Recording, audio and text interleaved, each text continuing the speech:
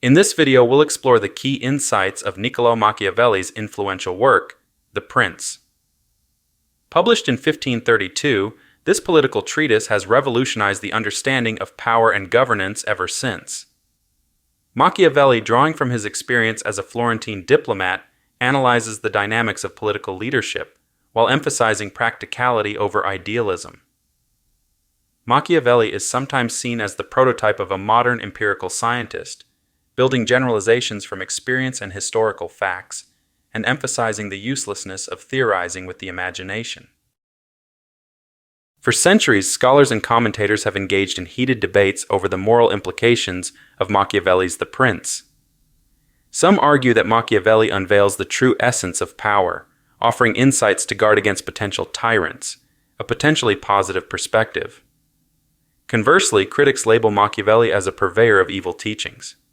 However, both these viewpoints fall short in grasping the essence of this text, which defies simplistic moral categorizations of good and evil.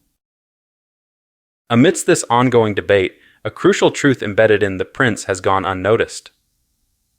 Rather than dwelling on the moral spectrum, this text transcends values of good and evil, for the simple reason that this text describes how moral orders are created.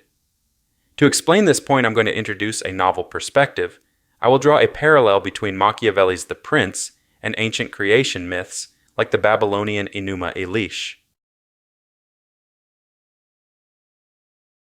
There are two terms that are essential to understand prior to any discussion about Machiavelli's work. These are virtue and fortuna, or virtue and fortune in English. The Prince is a study of the relation between these two concepts. Let's start with fortuna.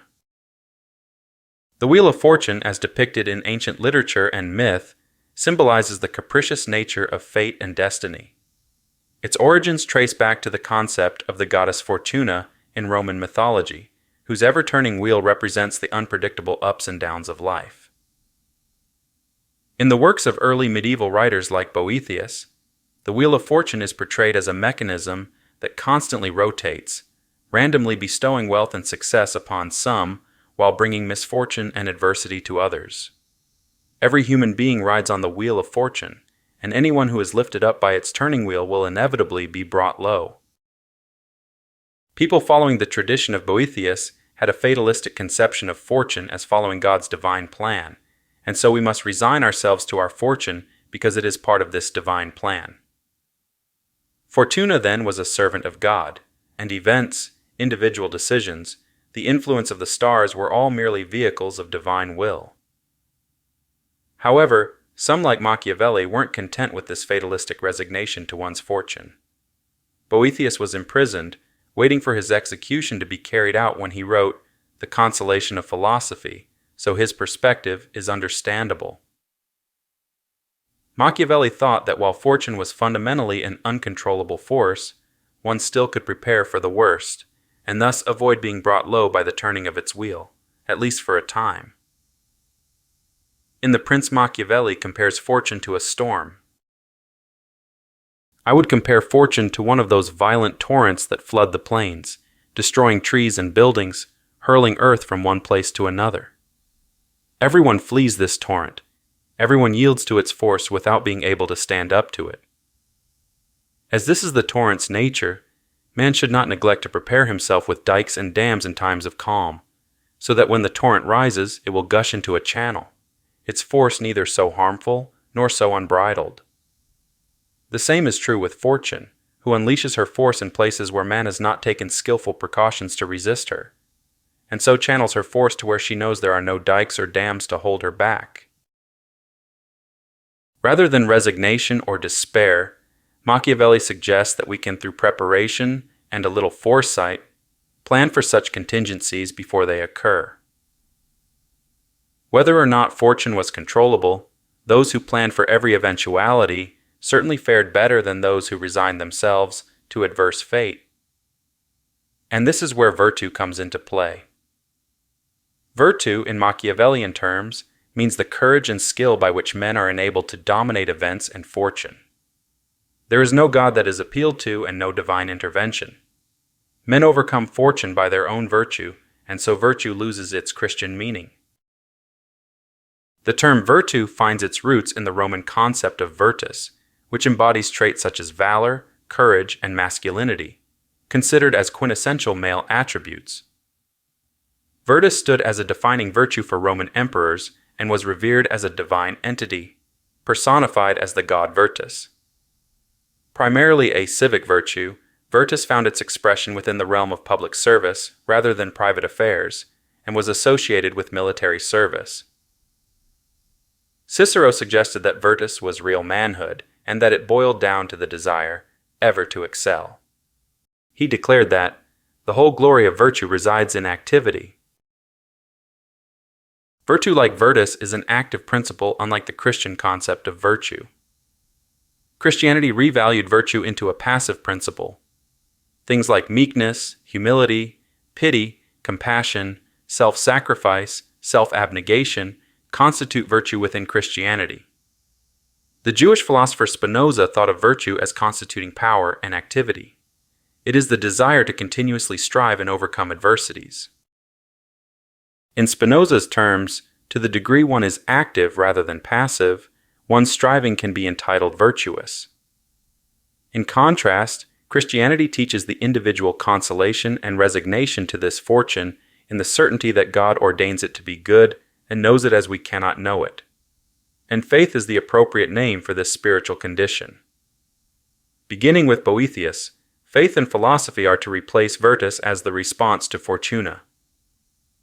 While pagan civic virtue found in fortune the raw material for glorious deeds and statesmanship, and fame after death, Christians like Boethius regard it as a test, the occasion which demands and should evoke a life redeemed by faith and freed from the bitterness of death. Machiavelli's work finds its essence in the ethos of virtue and power, which forms the very cornerstone of his political philosophy. While encouraging bold action over hesitation and prolonged contemplation, Machiavelli's stance does not negate the importance of thoughtful deliberation. In actuality, the prince must possess a degree of foresight. In the realm of power and politics, certain circumstances demand immediate and decisive action. Neglecting such pivotal moments, whether in times of opportunity or crisis, can yield dire consequences, leading to missed opportunities or potential calamity. In my view, however, it is better to be impetuous than cautious, because fortune is a woman, and if you wish to dominate her, you must beat and batter her.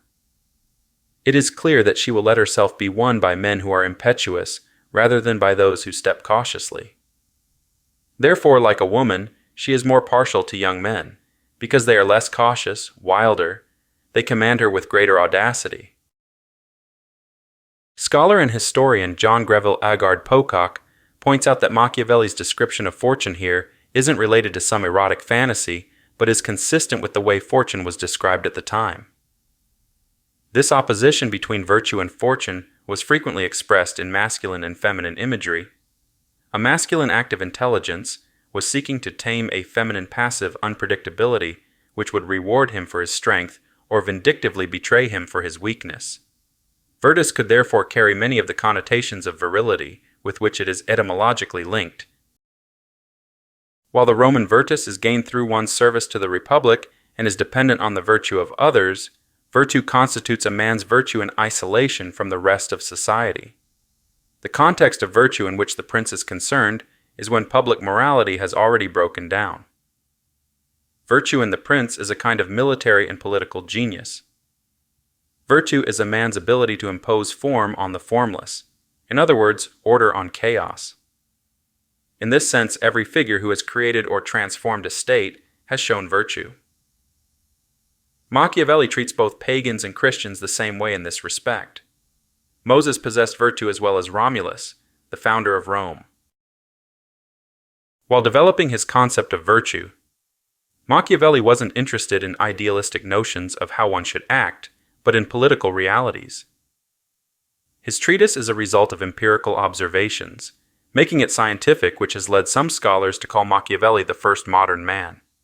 As he writes in The Prince, "Many have imagined republics and principalities that have never been seen or heard of, because how one lives and how one ought to live are so far apart that he who spurns what is actually done for what ought to be done will achieve ruin rather than his own preservation. A man who strives to make a show of correct comportment in every circumstance can only come to ruin among so many who have other designs. Hence it is necessary for a prince who wishes to maintain his position to learn how to be able not to be good, and have to use or not use this ability according to circumstances. In the ancient Roman context, virtus served as a guiding principle for maintaining societal order and upholding customs, emphasizing collective responsibility over individualistic pursuits. Machiavelli, however, probes the moral implications surrounding the solitary individual's endeavor to restore stability within a disordered state. Faced with the moral decay pervasive in society, he grapples with the dilemma of whether adhering to conventional moral standards, even if they lead to personal ruin and the failure of restoring order, remains obligatory.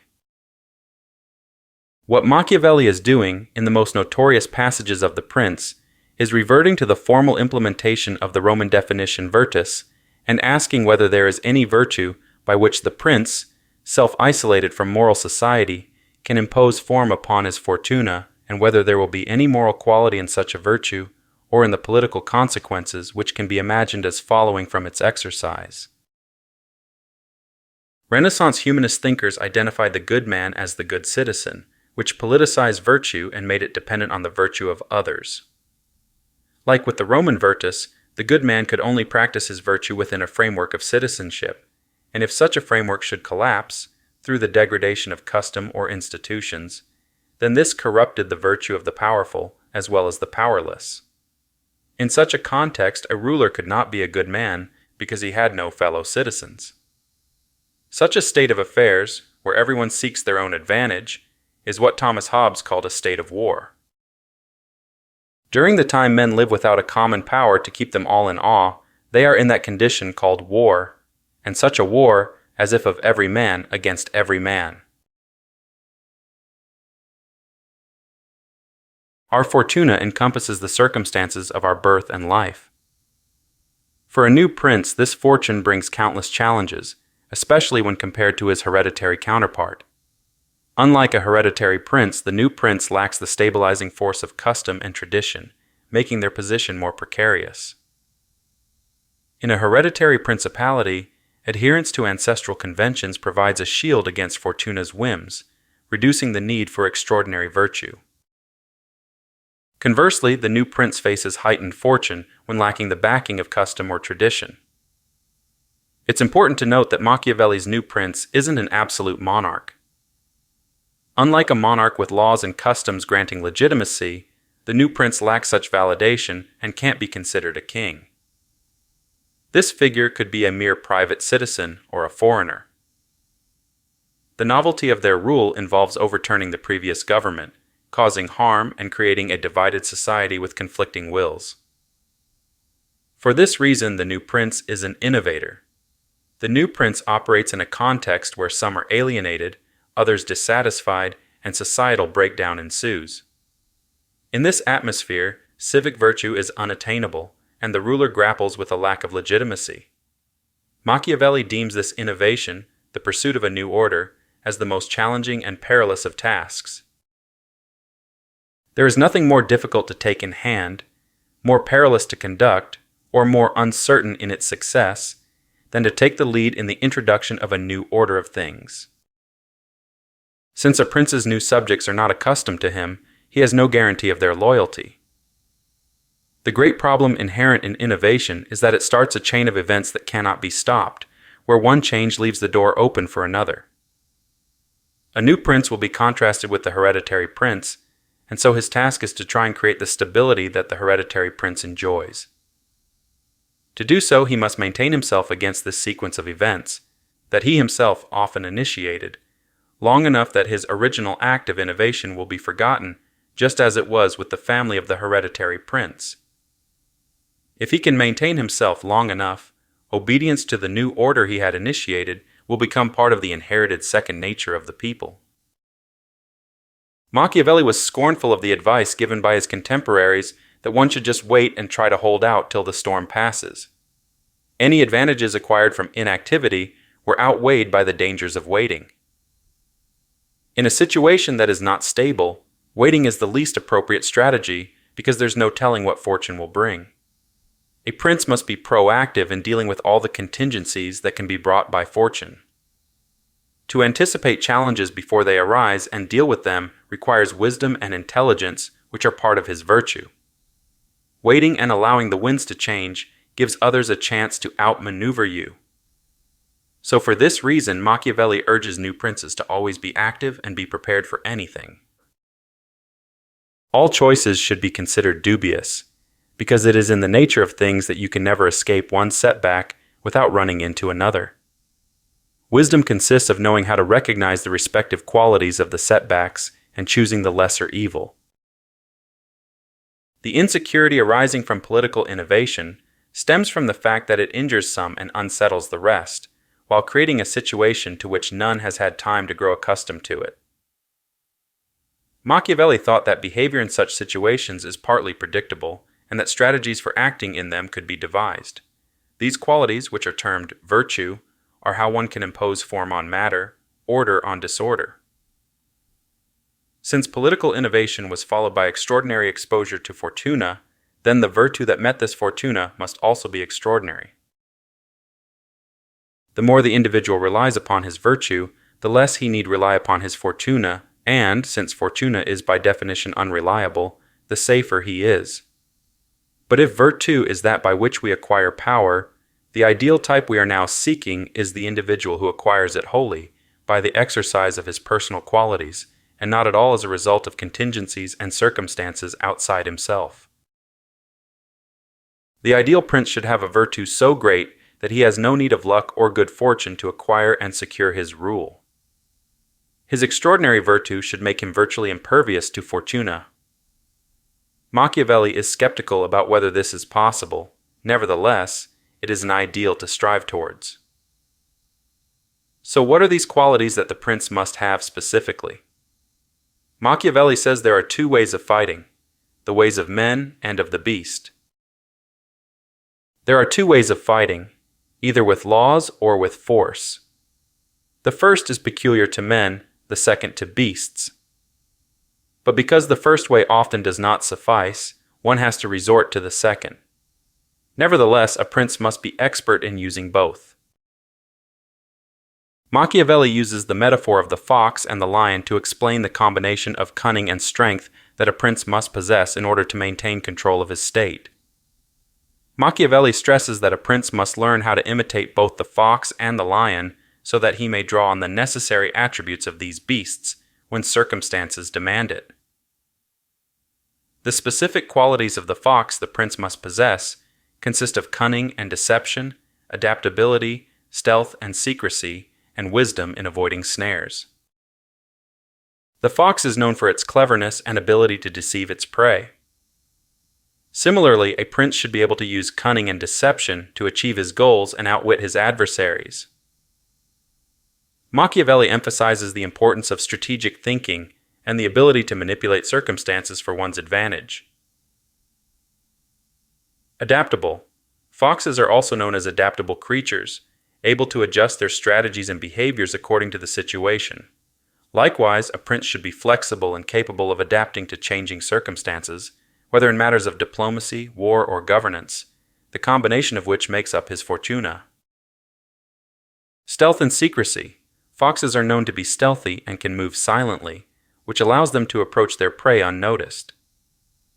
Similarly, a prince should be adept at keeping his intentions and strategies hidden when necessary.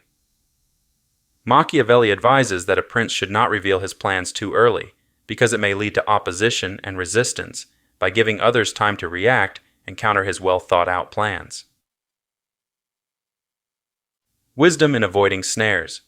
Foxes are cautious and wary of traps set by hunters. Likewise, a prince should be astute in recognizing potential dangers and avoiding pitfalls that could threaten his position and power. Machiavelli advises that a prudent prince should be vigilant and avoid being ensnared by adversaries or competitors. Overall, the metaphor of the fox in Machiavelli's work emphasizes the importance of a prince's ability to navigate complex political landscapes with shrewdness and astuteness, while also maintaining a balance between being feared and loved by his subjects. Machiavelli puts great stress on a prince possessing the nature of the fox. While a prince's virtue consists of sharing the nature of the fox, it's also important to be able to conceal this fact. The princes who have best used the nature of the fox to their advantage have been the most successful. But one must know how to conceal this quality and be a great simulator and dissimulator, for men are so simple and so prone to being won over by the necessity of the moment that a deceiver will always find someone willing to be deceived. The metaphor of the lion involves traits such as strength and courage, authority and command, dignity and majesty, and resistance to flattery. Strength and courage. Lions are a common symbol in mythology denoting strength and courage because they are powerful and dominant creatures who are feared both by men and beasts alike. A prince should emulate the lion by demonstrating strength and bravery, both in terms of military prowess and in dealing with internal and external threats to his rule. Authority and command. Lions possess a domineering and authoritative presence over their territory. A prince, like the lion, should exude authority and control over his subjects, ensuring that his commands are followed and his rule respected.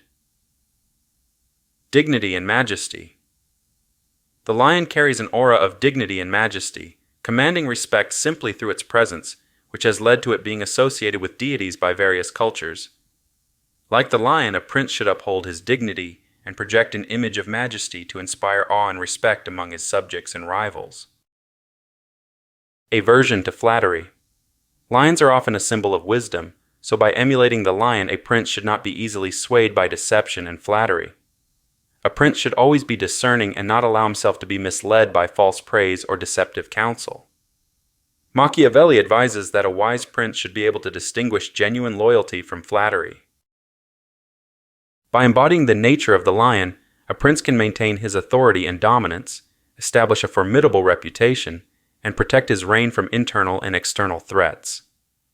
According to Machiavelli, a prudent ruler must adapt to new situations and problems, acting as a fox in order to recognize traps, and as a lion when he must frighten off wolves. Machiavelli argues that the lion is defenseless against traps, while the fox is defenseless against wolves and other physical threats. Therefore, a prince must mimic the behavior of both types of beasts in order to benefit from their complementary talents and to overcome their differing weaknesses. As a fox, the prince can use cunning statecraft and diplomacy to sidestep traps and other pitfalls. As a lion, the prince can use physical force in order to maintain his power over his subjects and enemies. Taken individually, neither of these talents will spell a prince's success. But combined, this diversified skill set, political cunning backed by the threat of physical force, is formidable. The fox and the lion represent a meeting of opposites, and a wise ruler will strive to master and combine the unique skills of both beasts. As Machiavelli writes, since the prince must know how to use the nature of the beast to his advantage, he must emulate both the fox and the lion, because a lion cannot defy a snare, while a fox cannot defy a pack of wolves. A prince must therefore be a fox to spot the snares, and a lion to overwhelm the wolves. The prince who models himself only on the lion does not grasp this, but a wise ruler cannot and should not keep his word when it would be to his disadvantage to do so, and when the reasons that made him give his word have disappeared. In a time when the structures that control human behavior have broken down, the innovator must rely on his virtue, consisting of the qualities of both the lion and the fox, to keep his realm in a state of order and predictability. Machiavelli describes this world in a very Hobbesian way, where everyone pursues their own desires without regard to law or morality. This is why the prince is written the way it is, and prescribes the sort of actions it does. It is written as a strategic analysis of a delegitimized world of power seekers. In a world where the traditional structures guiding action have broken down, the only way to guide events in one's favor and to bring order to the chaos is with one's virtue. So Machiavelli advises things like force, deception, and cruelty when necessary, because these are the means he thinks can help bring order to a society. If all men were good, this rule would not stand. But as men are wicked and not prepared to keep their word to you, you have no need to keep your word to them.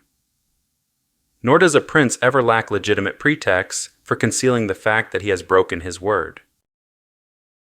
As long as a prince follows these rules, he will prosper. If he becomes rigid and fixed in a certain way of acting, he will come to ruin when his fortune changes. Machiavelli cautions against sticking with a particular line of action just because it has brought past successes. A time will come when the same strategy will spell disaster. So like the fox, a prince must always be adapting and constantly avoiding the traps set by his fortune. Therefore, I conclude that when fortune changes and men rigidly continue in their ways, they will flourish so long as fortune and their ways are in accord, but they will come to ruin the moment these are in discord. Machiavelli's text has a relevance beyond merely explaining the dynamics of power. It contains a primordial truth about the world and our place in it. In order to show this, I'm going to explain its mythological foundations. Machiavelli had, without realizing it, taken the ancient creation myth and politicized it. Ancient creation myths, like the Babylonian Enuma Elish, feature a divine hero who slays a dragon, an embodiment of chaos, and fashions the world from its parts. To put it in abstract terms, the divine hero imposes form on matter. The prince assumes the same role of a divine hero, who, armed with virtue, slays the dragon of chaos, Fortuna, and shapes a new world from its remnants. Moral systems, according to Machiavelli, degrade over time, leading to the ascendancy of Fortuna, necessitating the ascent of a new order. In a world characterized by disintegration, the prince, armed with virtue, emerges as a relevant archetype who dominates chaos to shape a new reality. This activity echoes the hero's task in myths, to slay the dragon and forge a new reality from its remnants. Various systems of government, religions, and constitutions strive to achieve this, and Machiavelli's prince embodies the archetype of the independent creator of value, who navigates the chaotic waters of Fortuna. Morality for Machiavelli is an afterthought, emerging only after the dragon of chaos, Fortune, has been subdued and order re-established. The hero from the creation myth cannot be judged at the time of his actions, because the order which his actions made possible does not yet exist. The prince, like the divine hero, operates in a moral vacuum before order is re-established. Every moral order is a closed system, and to be an independent creator, one must transcend the bounds of established morality.